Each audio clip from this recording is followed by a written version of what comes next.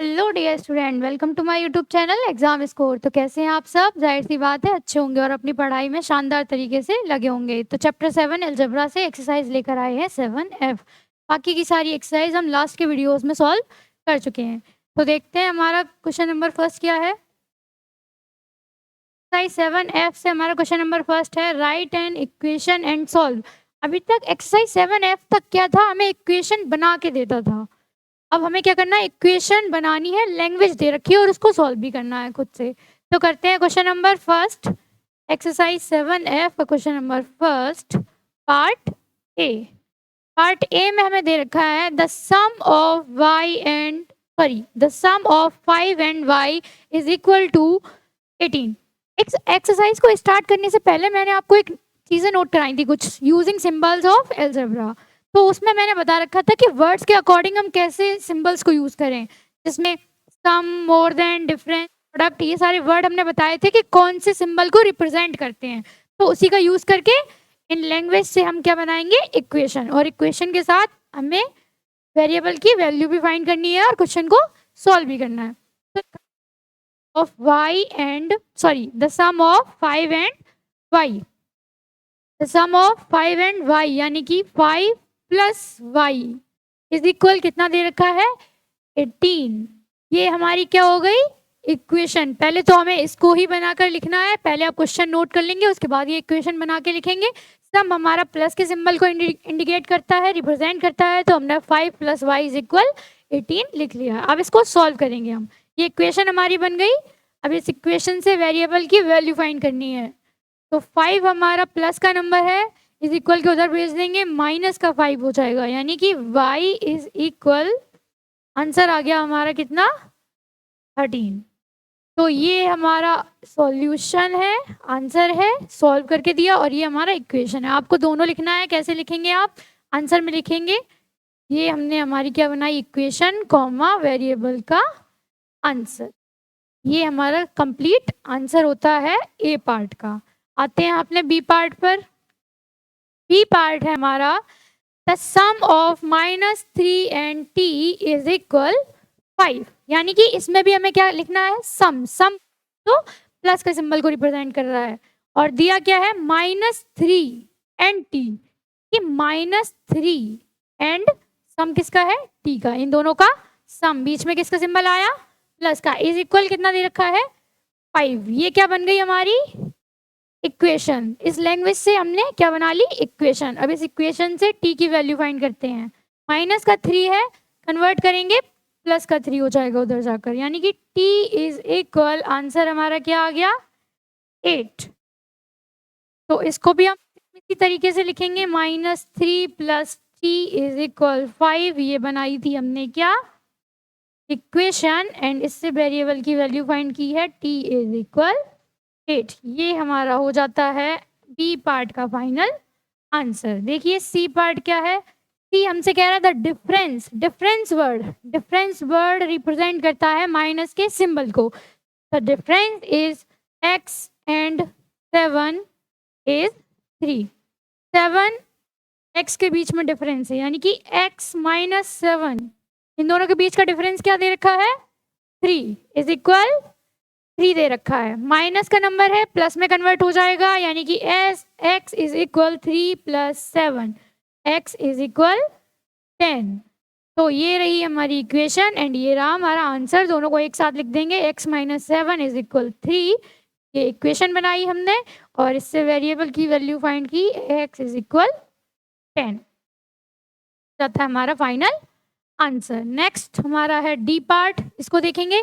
8 more than ए, हमने बताया था sum plus more than combine increase by, ये सारे वर्ड्स होते हैं प्लस को रिप्रेजेंट करते हैं, किसको, प्लस को। तो मोर देन हमारा किसको रिप्रेजेंट करेगा, प्लस को, यानी कि a plus 8 is equal -4। Equation, इसको सॉल्व करिए। प्लस का 8 है, माइनस के 8 में चेंज हो जाएगा उधर जाके, यानी कि a इज इक्वल -12। अब इन दोनों को एक साथ लिख देंगे। हमारी इक्वेशन हमने ये बनाई, a प्लस 8 इज इक्वल -4। तो उससे हमने हमारे वेरिएबल्स की वैल्यू फाइंड की, a is equal -12। T part का कंप्लीट आंसर ये हो जाता है। ऐसे ही हम आएंगे अपने नेक्स्ट। टी के बाद हमारा नेक्स्ट पार्ट क्या है?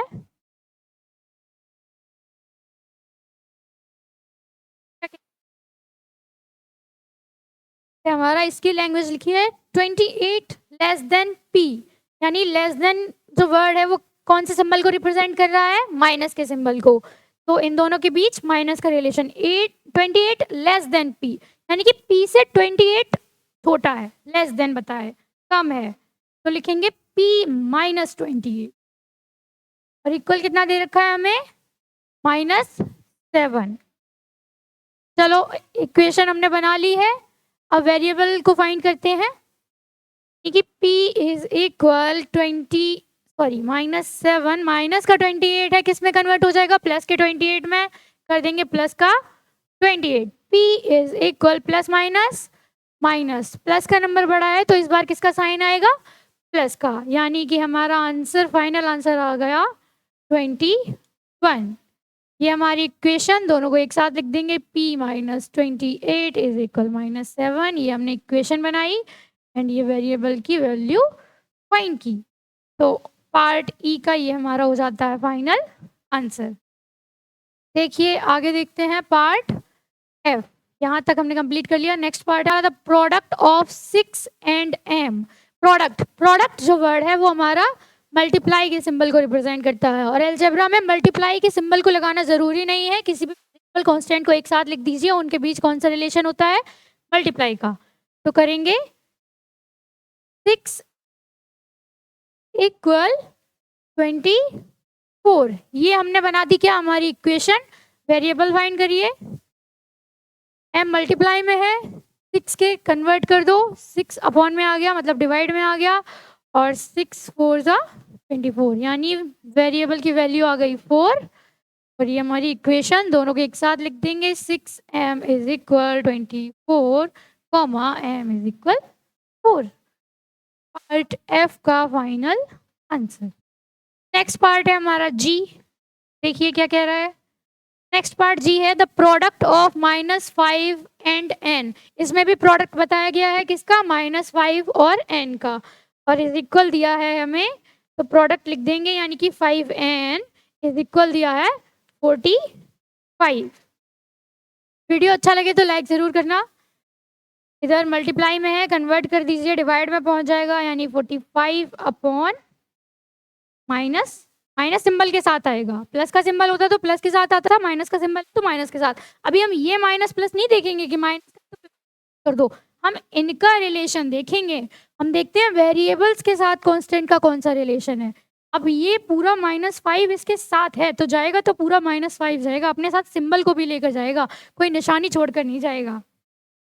तो 5 9 जा 45, यानी कि n की वैल्यू आ गई हमारी -9।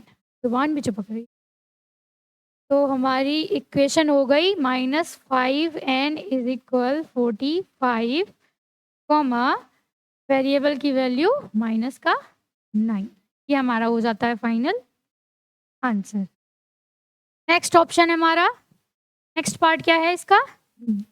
डी के बाद आता है हमारा एच।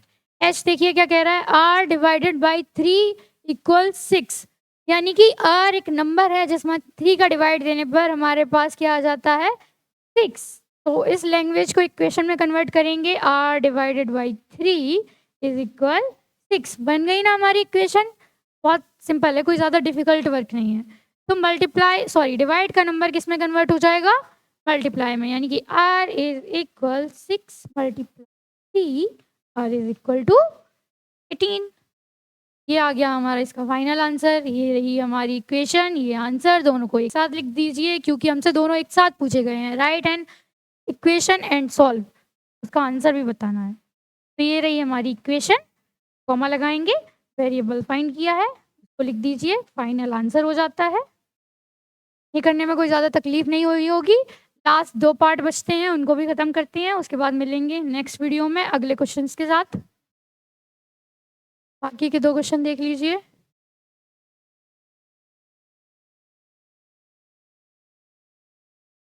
यार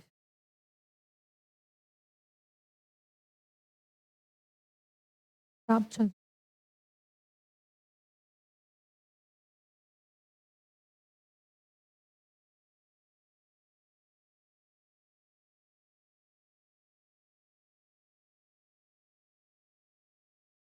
दो क्वेश्चन हैं, उनको भी देख लेते हैं हम।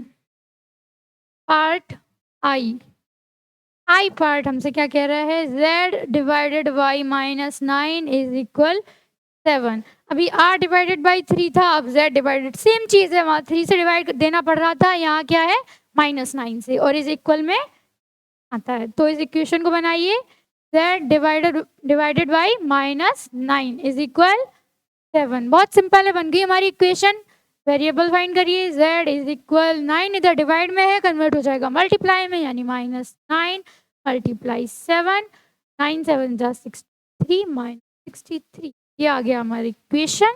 दोनों को एक साथ लिख देंगे, इक्वेशन एंड वेरिएबल की वैल्यू। तो क्या ये हमारा फाइनल आंसर। लास्ट पार्ट बचा है, देखिए z, मजे मजे में पढ़ाई करिए।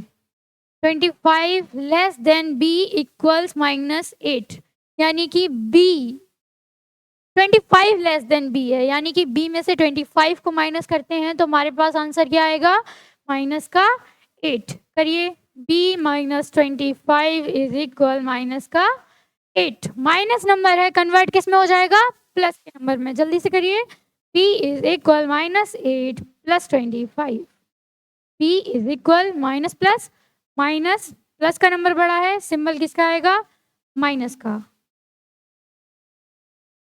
लीजिए माइनस, प्लस का 17, ये इक्वेशन एंड ये वेरिएबल की वैल्यू।